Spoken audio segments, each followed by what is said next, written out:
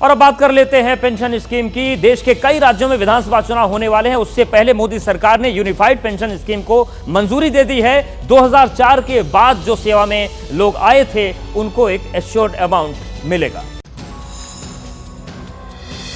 आप सरकारी नौकरी करते हैं तो ये आपके लिए अच्छी खबर है। मोदी सरकार ने एक नई पेंशन स्कीम को मंजूरी दी है, जिससे आपको रिटायरमेंट के बाद अब राहत देने वाली पेंशन मिलेगी। जानकारी के मुताबिक इस स्कीम के तहत 25 साल की नौकरी करने वालों को बेसिक सैलरी का 50% पेंशन मिलेगा और पारिवारिक पेंशन आखिरी पेंशन का 60% होगा।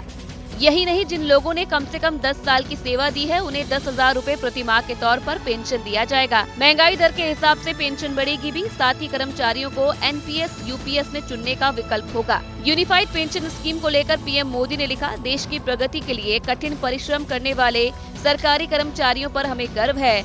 यूपीएस इन कर्मचारियों की गरिमा और आर्थिक सुरक्षा को सुनिश्चित करने वाली है। यूनिफाइड पेंशन स्कीम को मोदी सरकार ने मंजूरी दे दी है, लेकिन अब जान लेते हैं कि old pension scheme, new pension scheme और यूनिफाइड पेंशन स्कीम में क्या फर्क है। इसके साथ ही साथ एनपीएस से कैसे अलग है वो भी बताते हैं आपको। सबसे पहले उन लोगों को ये जानकारी पहुंचा देते हैं जो फिलहाल एनपीएस का लाभ ले रहे हैं। आंकड़ों पर गौर कीजिए। एनपीएस और नई यूनिफाइड पेंशन स्कीम में बुनियादी फर्क क्या क्या है। एनपीएस के तहत कोई भी सरकारी कर्मचारी अपनी बेसिक सैलरी का 10% अंशदान देता है, जबकि सरकार इसमें 14% योगदान देती है। लेकिन यूपीएस में भी कर्मचारी अपनी बेसिक सैलरी का 10% ही अंशदान देगा, लेकिन सरकार 14% के बजाय 18.5% योगदान देगी। यानी यही 4.5% का फायदा होता हुआ दिखाई पड़ रहा है। अब ये देख लेते हैं कि किन किन लोगों को और कब से यूनिफाइड पेंशन स्कीम का फायदा मिलेगा। इस स्कीम का फायदा केंद्र सरकार के 23 लाख कर्मचारियों को होगा और राज्य सरकारें इस स्कीम को लागू करती हैं तो 90 लाख और कर्मचारियों को राहत मिलेगी। इस योजना के लागू होने से सरकार को 6,250 करोड़ सालाना का बोझ पड़ेगा और 1 अप्रैल 2025 से ये लागू होगा। यूपी के सीएम योगी आदित्यनाथ ने मोदी सरकार के इस फैसले का स्वागत किया।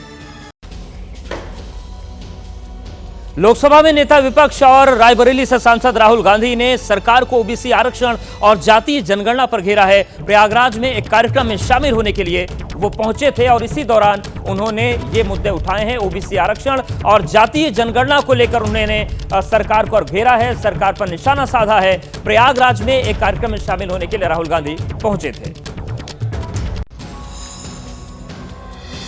विधानसभा चुनाव आते ही आरक्षण और जातीय जनगणना का मुद्दा फिर बाहर निकल आया है। प्रयागराज में संविधान सम्मान सम्मेलन में राहुल गांधी ने एक बार फिर जातीय जनगणना की मांग कर दी। 90% लोग बाहर बैठे हुए हैं और देख रहे हैं और उनके सिस्टम में कोई भागीदारी नहीं। जातीय जनगणना अलग कम्युनिटीज में, हम हर कम्युनिटी की लिस्ट है। एक तरफ उन्होंने जातीय जनगणना की मांग को लेकर बीजेपी सरकार को घेरा तो ओबीसी आरक्षण का भी मुद्दा उठा दिया। मेरा विजन है कि हिंदुस्तान में धन किस प्रकार से बांटा जा रहा है, ओबीसी के हाथ में कितना है, दलितों के हाथ में कितना है, मजदूरों के हाथ में कितना है। राहुल गांधी ने कार्यक्रम में कामगारों का मुद्दा भी उठाया। जिसके पास स्किल है, जिसके पास हुनर है, जो काम करना जानता है, सिस्टम इनसे कोई बात ही नहीं करता। और अब बात हरियाणा विधानसभा चुनाव की कर लेते हैं। यहां पर चुनाव की तारीख को लेकर सियासत तेज हो गई है। दरअसल सभी 90 सीटों पर 1 अक्टूबर को वोट डाले जाने हैं, लेकिन बीजेपी ने चुनाव तारीख बदलने की मांग की है और इसी पर सियासी रार बढ़ गई है। बीजेपी 2 राज्यों जम्मू कश्मीर और हरियाणा के लिए अपने उम्मीदवारों का जल्द ऐलान कर सकती है। उम्मीदवारों को लेकर आज बीजेपी की अहम बैठक होने जा रही है। दिल्ली में प्रधानमंत्री नरेंद्र मोदी की मौजूदगी में बीजेपी की केंद्रीय चुनाव समिति की आज बैठक होगी। ये बैठक जम्मू कश्मीर और हरियाणा चुनाव को लेकर होगी। बैठक दिल्ली में बीजेपी मुख्यालय में शाम 6 बजे होगी, जिसमें हरियाणा और जम्मू कश्मीर के नेता शामिल होंगे। बैठक में दोनों राज्यों के उम्मीदवारों के नाम फाइनल किए जाएंगे। बीजेपी की केंद्रीय चुनाव समिति की इस बैठक में जम्मू कश्मीर के करीब 24 उम्मीदवारों के नाम पर अंतिम मोहर लगाई जा सकती है। जम्मू कश्मीर में 3 चरणों में चुनाव होना है। 18 सितंबर को 24 सीटों पर चुनाव होना है, वहीं 25 सितंबर को 26 सीटों पर दूसरे चरण के लिए वोटिंग होगी। तीसरे चरण का मतदान 1 अक्टूबर को 40 विधानसभा सीटों पर होगा, जबकि हरियाणा में 1 अक्टूबर को ही सभी 90 सीटों पर वोट डाले जाएंगे। जम्मू कश्मीर में बीजेपी का अब तक किसी पार्टी से गठबंधन नहीं हुआ है, ऐसे में वो अकेले ही चुनाव लड़ेगी।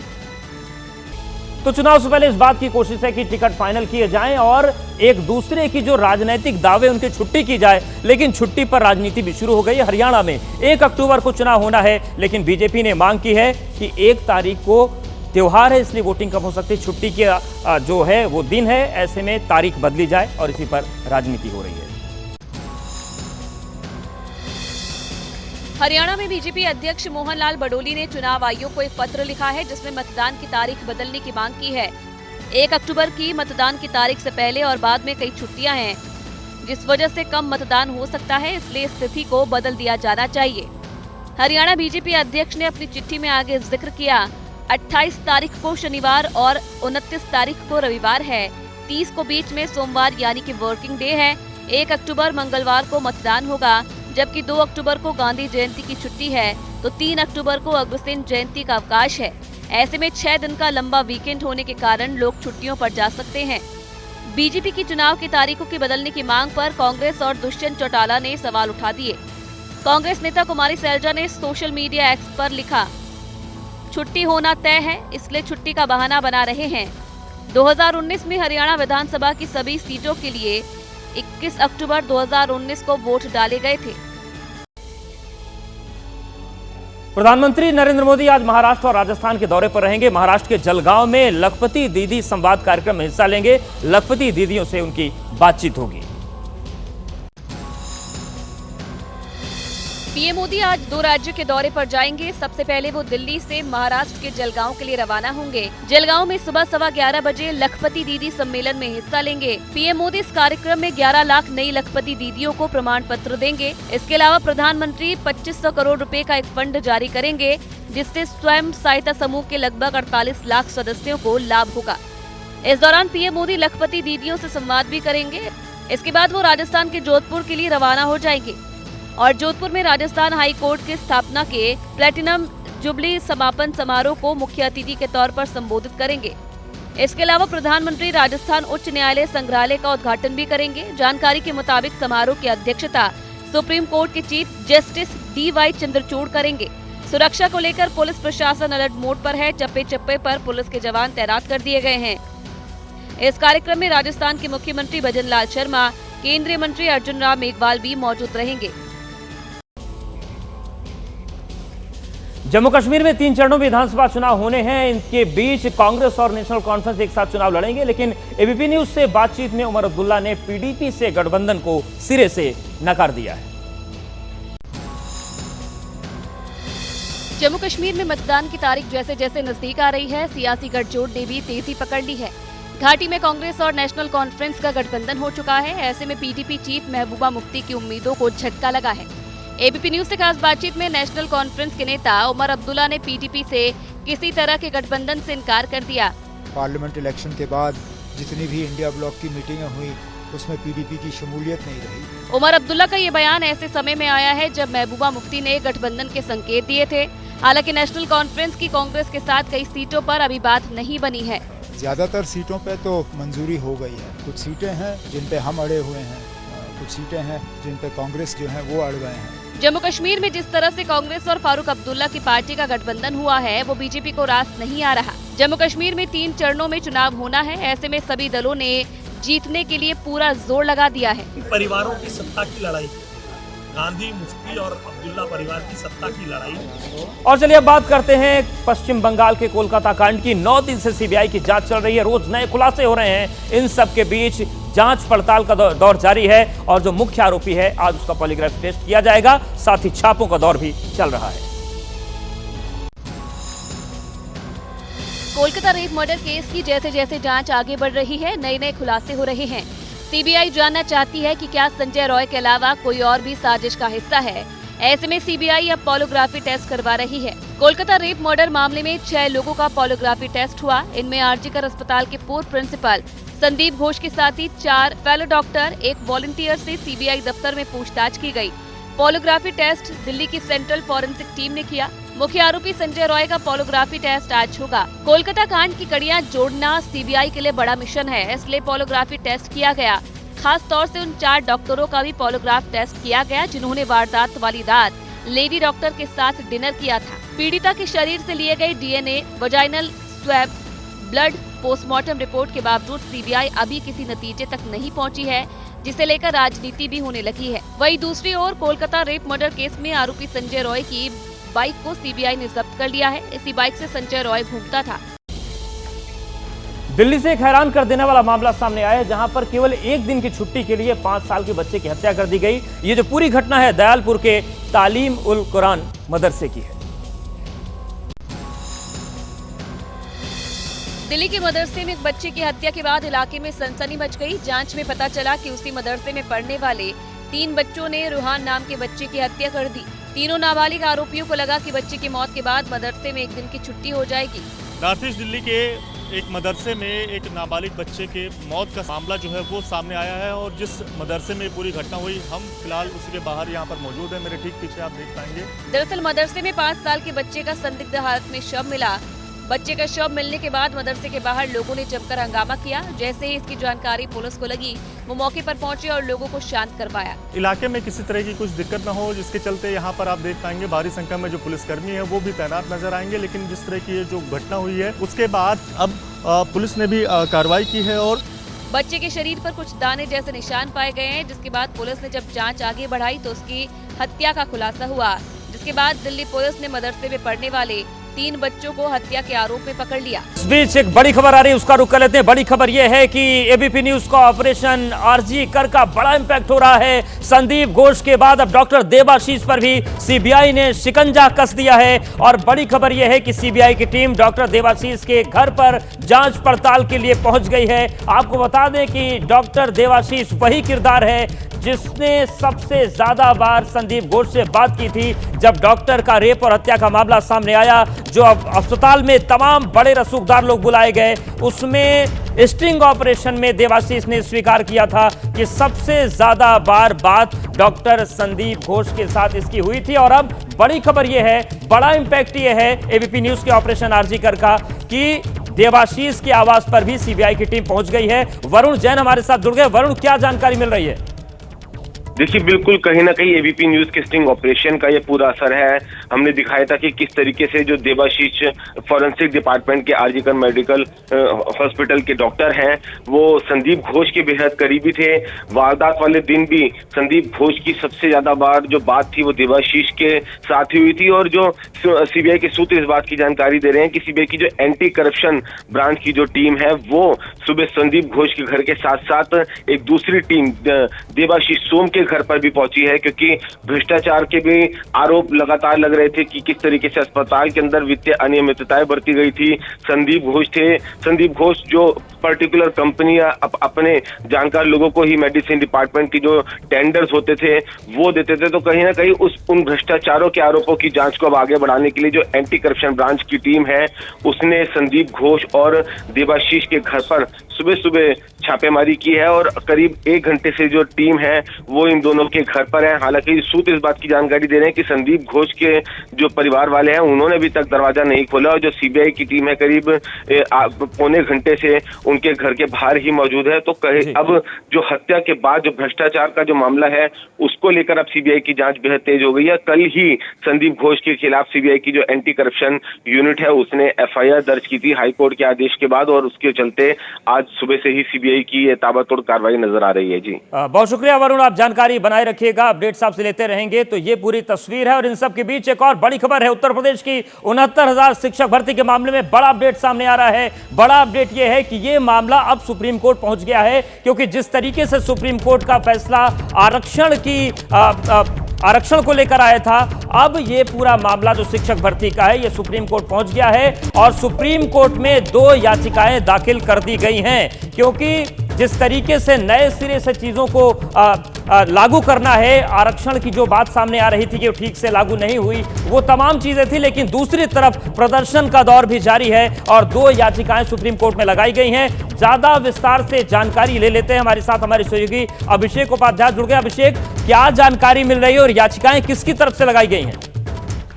देखिए, 2 याचिकाएं हैं सुप्रीम कोर्ट में लगाई गई हैं। ये सामान्य वर्ग के, अनारक्षित वर्ग के जो अभ्यर्थी जिनका चयन नहीं हो पाया था, उनकी ओर से लगाई गई हैं और उनका कहना ये है कि जो आरक्षण का लाभ मिला है वो टीईटी में भी मिला है, यानी कि जो टीचर एलिजिबिलिटी होता है, और उसके बाद जो ARTE का एग्जाम होता है उसमें भी मिला है। तो 2 लेवल पर चूंकि ये मिला है और इसलिए ये आरक्षण के नियमों के खिलाफ है और इसलिए वो उन्होंने सुप्रीम कोर्ट में याचिका लगाई है कि उनकी भी सुनवाई की जाए और ये जो सूची है इसमें रद्दोबदल किया जाए। दूसरी ओर जो आरक्षित वर्ग के अभ्यर्थी हैं उनका कहना है, उनका वो नाराजगी है कि सरकार ने समय रहते कोई कदम नहीं उठाया है और इसीलिए मामला पहुंच गया है सुप्रीम कोर्ट। तो कुल मिलाकर के ये मामला कानूनी पेचीदगियों में उलझता हुआ दिखाई दे रहा है। जी बहुत धन्यवाद अभिषेक आपका जानकारी और अपडेट्स को देने के लिए। और इस वक्त बड़ी खबर बिजनौर से है, जहां पर एक बड़ा हादसा टला है। दरअसल किसान एक्सप्रेस 2 हिस्सों में बंट गई और बड़ा हादसा टला है। राहत की बात यह रही कि बोगी पलटी नहीं, पटरी से उतरी नहीं। यूपी के बिजनौर में बड़ा हादसा टला है, जहां पर 2 हिस्सों में किसान एक्सप्रेस ट्रेन बंट गई। बोगी में यूपी पुलिस भर्ती के अभ्यर्थी भी सवार थे, बड़ी संख्या में यात्री मौजूद थे। रेलवे के कर्मचारी अब बोगी को जोड़ने में जुटे हुए। तस्वीरें आप देखिए किस तरीके से जो किसान एक्सप्रेस है ये 2 हिस्सों में बंट गई। एबीपी न्यूज पर सबसे पहले और एक्सक्लूसिव तस्वीरें आप देख रहे हैं, यही वो किसान एक्सप्रेस है। आप देखिए 2 हिस्सों में बोगी बंट गई, ट्रेन चल रही थी और जो इनकी कपलिंग है वो अलग हो गई। अब जो अधिकारी हैं वो मौके पर मौजूद हैं और एक बार फिर से इन्हें जोड़ने की कोशिश की जा रही है, लेकिन बड़ा हादसा टला है क्योंकि जिस तरीके से चलती ट्रेन 2 हिस्सों में बटी, ये एक बड़े हादसे में भी तब्दील हो सकता था अगर बोगियां पटरी से उतर जाती या डिब्बे पलट जाते। तो ये तस्वीर हम बिजनौर की दिखा रहे हैं, जहां पर किसान एक्सप्रेस 2 हिस्सों में बट गई। हालांकि गनीमत की बात, राहत की बात ये रही कि ये जो ट्रेन थी 2 हिस्सों में बटी, लेकिन डिरेल नहीं हुई, डिब्बे पलटे नहीं, वरना एक बार फिर से बड़ा हादसा होता। क्योंकि लगातार जो ट्रेन है, जो भारतीय रेल है, उसको लेकर अलग अलग घटनाओं का सिलसिला चल रहा है। और ये तस्वीर हम आपको दिखा रहे हैं बिजनौर की, जहां पर किसान एक्सप्रेस 2 हिस्सों में बट गई। हालांकि राहत की बात यही रही कि जो डिब्बे थे वो पटरी से नहीं उतरे, पलटे नहीं। और आप देखिए अब मौके पर जो रेलवे के बड़े अधिकारी हैं वो मौजूद हैं, रेलवे का जो अमला है वो मौजूद है और एक बार फिर से ट्रेन को जोड़ने की कोशिश की जा रही है और जल्द से जल्द इसे रवाना करने की कोशिश की जा रही है। तो ये तस्वीर हम आपको दिखा रहे हैं बिजनौर की, जहां पर ट्रेन 2 हिस्सों में बट गई। अब इसे जोड़ने की कोशिश की जा रही है और इसे रवाना किया जाएगा। एबीपी न्यूज के ऑपरेशन आरजीकर का बहुत बड़ा असर शुरू हो गया है। कोलकाता कांड पर सीबीआई की ताबड़तोड़ छापेमारी चल रही है। कोलकाता में 15 जगहों पर सीबीआई की छापेमारी इस वक्त जारी है। आरजीकर अस्पताल में वित्तीय गड़बड़ी पर छापेमारी चल रही है। कल वित्तीय गड़बड़ी पर संदीप घोष पर केस दर्ज हुआ था। तो एबीपी न्यूज के ऑपरेशन आरजीकर का बहुत बड़ा असर हो रहा है और असर यह है कि कोलकाता में 15 जगहों पर इस वक्त सीबीआई की छापेमारी चल रही है। इनमें 2 घर 2 बड़े नामों पर है। पहला है संदीप घोष और दूसरा है उसका सबसे बड़ा सहयोगी, उसका राइट हैंड देवाशीष, जिनके घर पर भी छापेमारी चल रही है। तो कुल मिलाकर कोलकाता और पश्चिम बंगाल में एबीपी न्यूज के ऑपरेशन आरजीकर के बाद बड़ी हलचल है और 15 जगहों पर इस वक्त सीबीआई की छापेमारी चल रही है। वरुण हमारे साथ बने हुए हैं। वरुण, एबीपी न्यूज के स्टिंग ऑपरेशन आरजीकर का बहुत बड़ा असर देखने को मिल रहा है पश्चिम बंगाल में। देखिए, निश्चित तौर पर एक बड़ा जो इम्पैक्ट है वो हमारे स्टिंग ऑपरेशन का हुआ है और सीबीआई की जो एंटी करप्शन यूनिट की अलग अलग टीमें हैं वो पश्चिम बंगाल में, कोलकाता में करीब 15 अलग अलग लोकेशन पर इस समय छापेमारी कर रही है। एक टीम डॉक्टर संदीप घोष के घर पर मौजूद है, तो एक आरजीकर के ही फॉरेंसिक डॉक्टर देवाशीष के घर पर छापेमारी चल रही है। तो टोटल 15 लोकेशन है। भ्रष्टाचार, वित्तीय अनियमितताओं के लगातार आरोप लगते रहते हैं। हमने अपने स्टिंग ऑपरेशन में भी दिखाया था कि किस तरीके से जो डॉक्टर संदीप घोष हैं वो जो मेडिसिन है उनके टेंडर्स जो है अपने ही चुनिंदा खास लोगों को दिया करते थे। लगातार फाइनेंशियल अनियमितताओं के आरोप है वो आरजीकर हॉस्पिटल से जुड़े संदीप घोष के ऊपर लग रहे थे। तो उसको लेकर सीबीआई ने संदीप घोष के खिलाफ एक नई एफआईआर दर्ज की थी और उसी कड़ी में आज अपनी कार्रवाई को आगे बढ़ाते हुए सीबीआई की अलग अलग टीमें 15 अलग अलग लोकेशन पर छापेमारी कर रही है। जी बहुत शुक्रिया वरुण, आपका तमाम जानकारी। और इस बीच एक बड़ी खबर आ रही है, उसका रुख कर लेते हैं। बड़ी खबर यह है कि एबीपी न्यूज के ऑपरेशन आरजीकर का बहुत बड़ा असर हो रहा है। कोलकाता कांड पर सीबीआई की ताबड़तोड़ छापेमारी है और पूरे पश्चिम बंगाल में इस वक्त हलचल मची हुई है। एबीपी न्यूज के ऑपरेशन आरजीकर का बड़ा असर यह है कि इस वक्त कोलकाता में 15 जगहों पर सीबीआई की छापेमारी चल रही है। इनमें दो प्रमुख नाम हैं, पहला पूर्व प्रिंसिपल संदीप घोष और दूसरा संदीप घोष का बेहद करीबी राइट हैंड डॉक्टर देवाशीष। इन दोनों के अलावा 15 जगहों पर इस वक्त छापेमारी चल रही है। कल वित्तीय गड़बड़ी को लेकर सीबीआई ने मामले का संज्ञान लिया था। अबीर दत्ता हमारे साथ जुड़ गए। अबीर, जिस तरीके से सीबीआई की छापेमारी चल रही है 15 जगहों पर, क्या अपडेट्स मिल रहे हैं इस पूरी छापेमारी को लेकर? देखिए, जो जानकारी मिल रहा है कि केंद्रीय एजेंसी सीबीआई का आज सुबह से 15 जगह में कोलकाता और कोलकाता के आसपास की जगह में ये छापेमारी चल रहा है। और ये जो सर्च ऑपरेशन का जो कार्रवाई चल रहा है, ये चल रहा है, जो जानकारी मिल रहा है कि कोलकाता हाईकोर्ट के निर्देश पर जो एफआईआर अभी तक सीबीआई ने किया है कि ये मेडिकल घोटाला के जो घटना जो सामने आई है, अख्तर अली ने जो कंप्लेन किए थे, उसके बाद एसआईटी स्टेट के तरफ से कर दिया गया था, वो इन्वेस्टिगेशन कर रही थी। उसके बाद कोलकाता हाईकोर्ट के बोलने के बाद वो सीबीआई को सौंपा गया है।